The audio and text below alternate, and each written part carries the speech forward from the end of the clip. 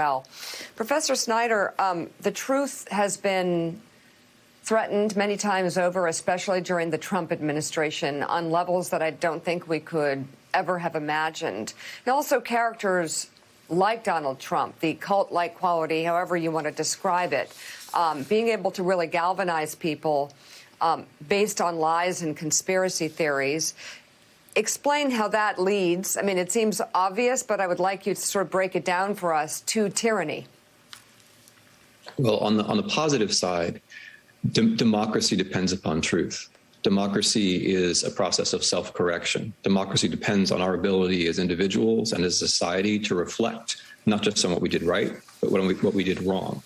On the other side, tyranny depends very often on a big lie, on an alternative reality, on something that divides friends from enemies, on something which allows people to be permanently polarized, on something which allows a leader to become the arbiter of what's real and what's not real. And unfortunately, Mr. Trump's claims about what happened in the last election constitute a big lie of that kind, so that now we have a political party, we have new laws, we have right-wing media, which are inhabiting that alternative reality and trying to bring that alternative reality closer to us. So unfortunately, we don't just have a problem with the person, we have a problem with this structure of the big lie. And this is one of the reasons why I revised the book. So given your extensive research on this, you know, a lot of people, they're busy, they're working, the election is over, Joe Biden's president, the problem's past us.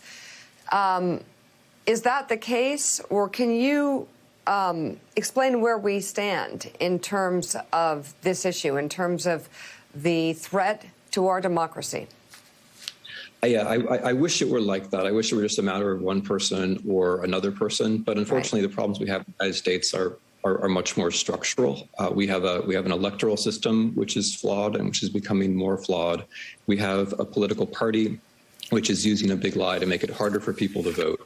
We now have the precedent of January this year, which is very important, of an attempted coup d'etat by someone who is still very much in American politics. So the big story for the next 4 years is whether we can actually have a democratic presidential election in 2024. Like you say, it's hard to cover that story.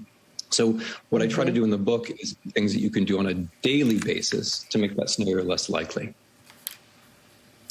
Jeremy Bash. Timothy, I wanted to ask you about China and Russia, two of the big geopolitical competitors to the United States. Obviously, those are autocracies. Those are countries that want to undermine democracy. How do you see the United States and our democracy faring in the geopolitical competition for ideas against Putin's Russia and Xi Jinping's China? That's a wonderful question, because it brings into light the fact that democracy has been in decline, sadly, not just in our country, but around the world. We've been faring very badly because what Russia and China, the different ways have been doing, have been mocking democracy. Rather than provide an alternative, they've been mocking democracy and mocking the values like truth on which democracy is based. So if we're going to be able to respond to Russia and China, we're going to have to ourselves assert democracy as a matter of practices and as a matter of values. We're going to have to stop thinking about democracy as something that comes naturally to us because we're Americans, or it comes naturally from capitalism, and be able to say, frankly, our system is actually much better than those systems. It is much better to live in a free society. We've been lacking that. We've been complacent.